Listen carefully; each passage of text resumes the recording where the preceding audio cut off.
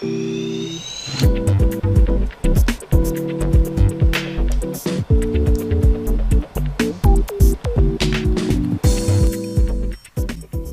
si la pose de faux moignons coulés est sans doute moins fréquente aujourd'hui qu'elle ne l'était par le passé, il peut arriver, selon le type de patientèle que vous avez, d'avoir à déceler ce type de reconstitution. Et contrairement aux pivots fibrés qu'on peut assez facilement extraire par fraisage avec un forêt adéquat, la dépose de pivots métalliques constitue une difficulté bien réelle.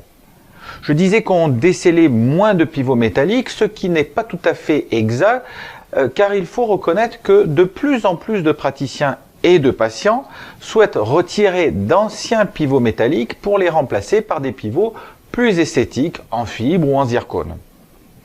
Or, il faut bien prendre conscience que la seule présence d'un pivot dans une racine affaiblit considérablement celle-ci et peut provoquer sa fracture. Et en utilisant une méthode inappropriée, comme l'arrache-couronne par exemple, les risques de fracture sont alors substantiels. Il existe bien un ou deux dispositifs permettant de déceler les faux moignons efficacement en limitant les risques de fracture, mais la plupart des praticiens s'accordent pour dire que leur mise en œuvre est complexe et longue. Et si les ultrasons permettent de déceler certains ancrages, il n'est pas rare que cette méthode se transforme en une épreuve interminable pour le patient comme pour le praticien.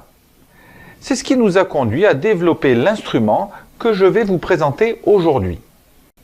Si vous utilisez déjà Wamkey pour déceler vos couronnes et vos bridges, il vous sera très aisé de comprendre pourquoi ce dispositif est si efficace et comment il fonctionne, car en fait, il s'inspire directement des principes mécaniques déjà utilisés par notre désormais célèbre clé à déceler les couronnes.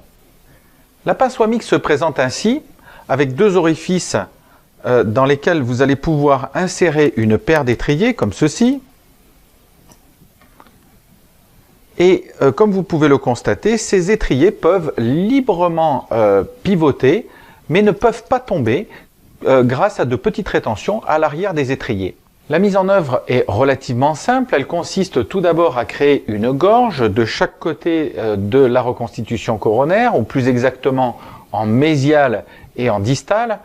Et ce qui est important, c'est de revenir jusqu'à la face occlusale de la racine, car il est indispensable que l'étrier s'appuie sur la face occlusale de cette racine. Une fois cette préparation terminée, vous allez choisir parmi les trois tailles les étriers les plus adaptés à l'espace que vous venez de créer. Vous allez les placer sur la pince, puis vous allez glisser les étriers avec la pince comme ceci, entre ce qu'il reste de la reconstitution coronaire et la face occlusale de la racine. La suite est relativement simple, il ne vous reste qu'à serrer les manches de la pince pour soulever le pivot selon son axe. Le coffret contient également un jeu de petites rondelles de silicone qui viennent se placer comme ceci sur la face occlusale de la racine de façon à répartir les forces sur un plus grand nombre de points. Je sais que certains font déjà la grimace et se disent « Combien de racines vais-je fracturer avec ça ?» Nous allons donc essayer de les rassurer et de comprendre pourquoi ce système est si efficace et pourquoi les risques de fracture sont si limités. Comme je vous le disais, ce système s'inspire directement de Wamkey et travaille donc en s'appuyant sur la racine. Autrement dit, pour le patient, la sensation est la même que s'il mastiquait. Deuxièmement, nous sommes entre la racine et la reconstitution et nous ne perdons donc aucune énergie dans la racine, exactement comme avec Wamkey. Il nous faut donc moins d'énergie que si nous essayons de tirer le pivot avec une pince ou un arrache-couronne. Enfin, comme je vous le disais précédemment, les étriers peuvent librement pivoter et ils vont donc laisser le pivot choisir librement sa trajectoire. Et c'est la combinaison de tous ces facteurs qui explique que le pivot est extrait selon la trajectoire idéale et avec le moindre effort. Et c'est ce qui explique également que les risques de fracture sont si faibles. Pour nous résumer, je dirais tout d'abord que Wamix est un moyen simple et rapide de répondre à un problème épineux.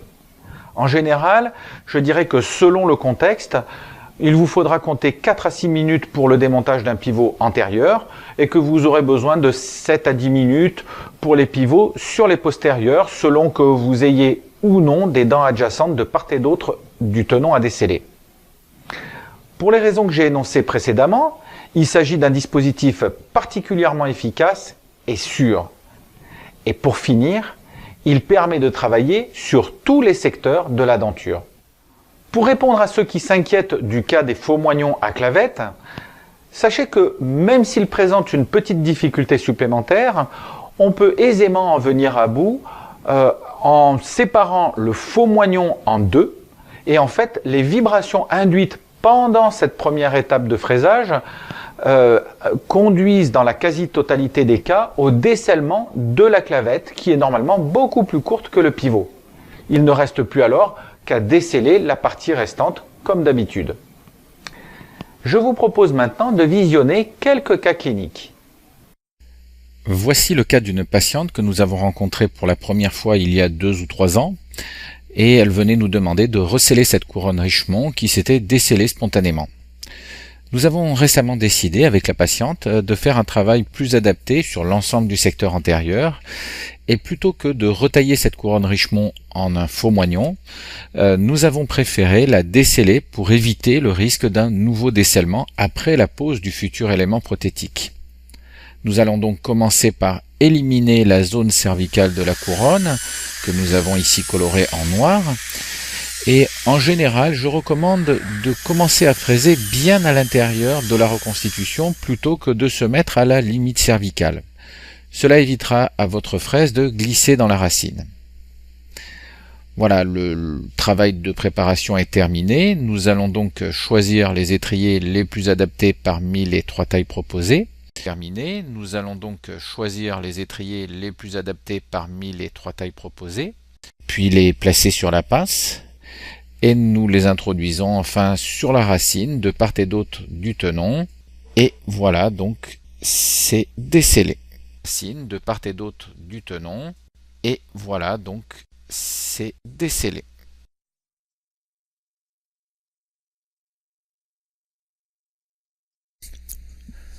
Voici maintenant le cas d'un faux moignon qui présente une histoire un peu particulière.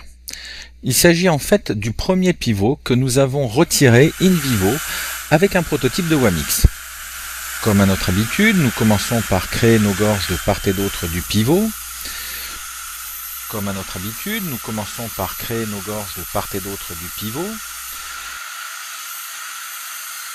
Puis, nous allons appliquer 1 minute ou 2 d'ultrasons pour fragiliser le ciment de scellement.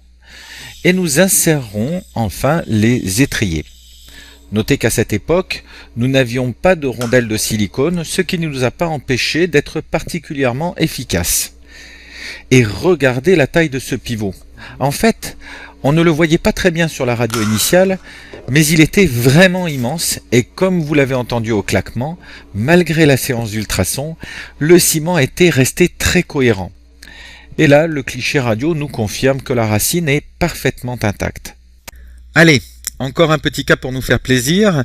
Il s'agit cette fois encore d'une couronne Richemont que nous allons déposer pour effectuer un retraitement. Nous préparons donc nos gorges comme d'habitude. Alors évidemment, le travail de préparation est nettement plus long pour déceler un pivot que celui que vous auriez à effectuer pour déceler une couronne avec Wamki. Voilà. Et là, eh bien, nous sommes confrontés à une petite difficulté. En fait, parmi les différentes tailles d'étriers à notre disposition, nous n'en trouvons pas qui soient parfaitement adaptés à l'espace créé. Nous allons donc modifier légèrement un des étriers. Parfaitement adapté à l'espace créé. Nous allons donc modifier légèrement un des étriers. Les étriers sont désormais bien adaptés, ils flottent légèrement même, ce qui est idéal compte tenu de la liberté de mouvement que nous souhaitons donner au pivot lors de son extraction. Nous pouvons donc procéder au décellement à proprement parler. Vous allez sentir que j'appuie sur votre dent. Nous pouvons donc procéder au décellement à proprement parler. Et voici qui est fait. Ça va? C'est fait. Et voici qui est fait. Voilà, je pense vous avoir indiqué l'essentiel sur cet instrument Mais si je n'avais pas répondu à l'une de vos interrogations, vous pouvez toujours nous solliciter ou consulter d'autres cas cliniques sur notre site internet.